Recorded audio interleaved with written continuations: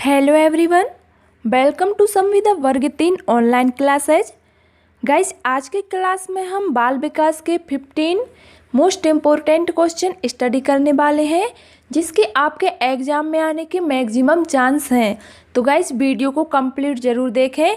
तो स्टार्ट करते हैं आज की क्लास। चलते हैं हमारे पहले क्वेश्चन की तरफ।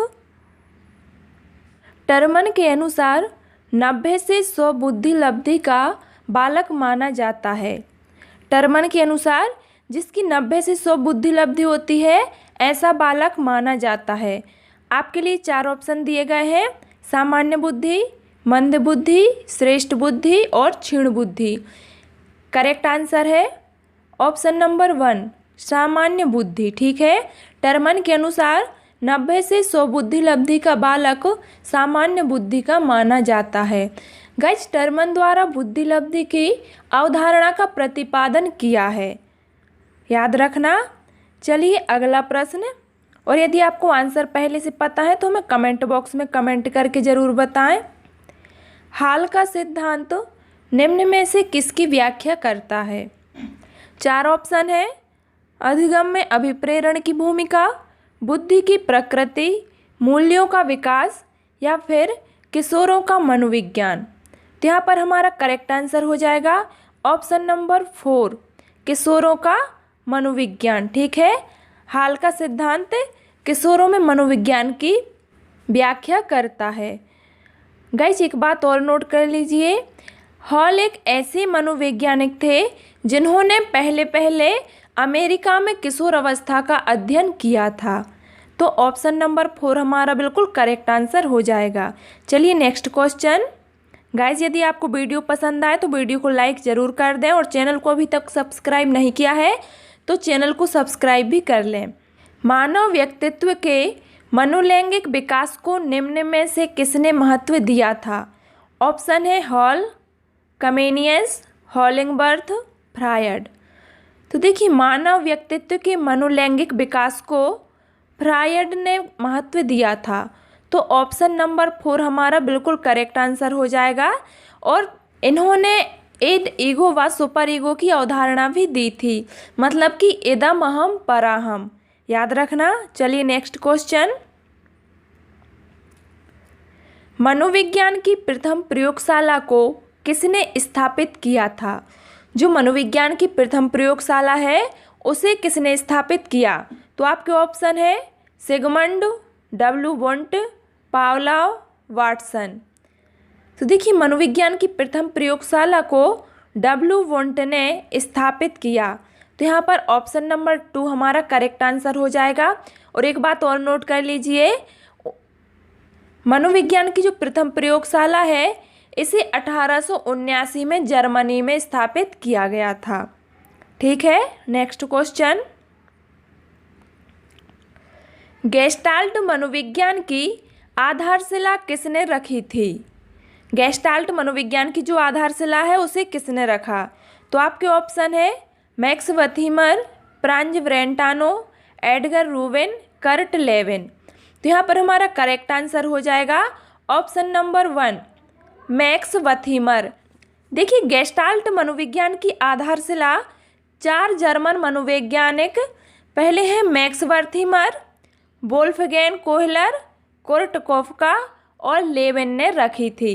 ठीक है, तो यहाँ पर ऑप्शन नंबर 1 हमारा बिल्कुल करेक्ट आंसर हो जाएगा, मैक्स वथीमर। चलिए अगला प्रश्न। संघनन सिद्धांत निम्न में से किससे संबंधित है? संघनन सिद्धांत जो है वो किससे संबंधित है? 4 ऑप्शन है: अभिप्रेरण, अधिगम, स्मृति, सृजनात्मकता। तो देखिए, संघनन सिद्धांत जो है वो स्मृति से संबंधित है, और ये हमारे लिए ऑप्शन नंबर 3 में दिया गया है। तो ऑप्शन नंबर 3 हमारा करेक्ट आंसर हो जाएगा, स्मृति। चलिए नेक्स्ट क्वेश्चन। क्षेत्र सिद्धांत निम्न में से किस वर्ग का सिद्धांत है? क्षेत्र सिद्धांत जो है वो किस वर्ग का सिद्धांत है? तो ऑप्शन है संरचनाविदों का, व्यवहारविदों का, मनोविश्लेषकों का या फिर गेस्टाल्टवादियों का। तो यहाँ पर हमारा करेक्ट आंसर हो जाएगा ऑप्शन नंबर 4, गेस्टाल्टवादियों का। ठीक है, क्षेत्र सिद्धांत जो है वो गेस्टाल्टवादियों का सिद्धांत है। गाइस, अधिगम संबंधी क्षेत्र सिद्धांत लेविन द्वारा प्रतिपादित किया गया है और लेविन एक गेस्टाल्टवादी मनोवैज्ञानिक है, इसीलिए यह गेस्टाल्टवादियों का सिद्धांत है। तो ऑप्शन नंबर 4 हमारा बिल्कुल करेक्ट आंसर हो जाएगा। नेक्स्ट क्वेश्चन,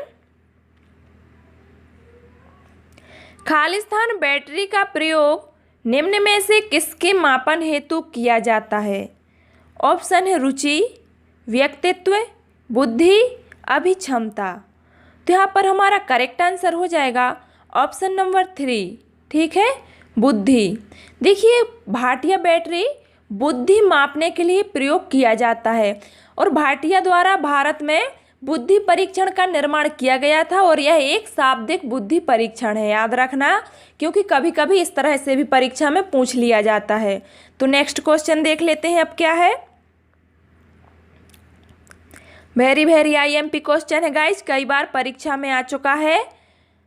अभिक्रमायोजित अधिगम का प्रत्यय किसने दिया था? अभिक्रमायोजित अधिगम, तो ऑप्शन है थारनडाइक, हॉल, स्किनर, वॉटसन। तो यहाँ पर हमारा करेक्ट आंसर हो जाएगा ऑप्शन नंबर 3, ठीक है, स्किनर। अभिक्रमायोजित अधिगम का प्रत्यय स्किनर ने दिया था। नेक्स्ट क्वेश्चन, व्यवहारिक क्षमताओं में वह सापेक्ष स्थायी परिवर्तन जो कि प्रचलित अभ्यास का परिणाम होता है उसे क्या कहते हैं? व्यवहारिक क्षमताओं में वह सापेक्ष परिवर्तन जो कि प्रचलित अभ्यास का परिणाम होता है, ठीक है, तो उसे हम अधिगम कहते हैं, ठीक है। यहाँ पर ऑप्शन नंबर 2 हमारा बिल्कुल करेक्ट आंसर हो जाएगा, क्योंकि अभिप्रेरणा भी नहीं है, अभिवृत्ति भी नहीं है और अभिक्षमता भी नहीं है, तो अधिगम हमारा बिल्कुल करेक्ट आंसर हो जाएगा।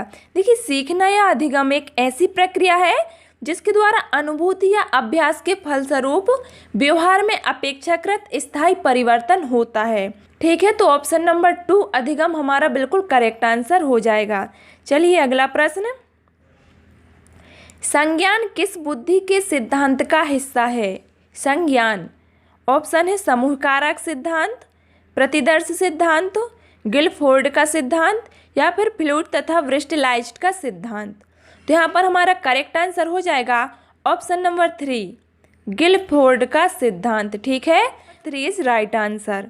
नेक्स्ट क्वेश्चन, 8 वर्ष के सुधीर की मानसिक आयु 10 वर्ष है, उसकी बुद्धि लब्धि कितनी है? देखिए, सुधीर की आयु जो है 8 वर्ष है और उसकी मानसिक आयु 10 वर्ष है, तो उसकी बुद्धि लब्धि कितनी होगी?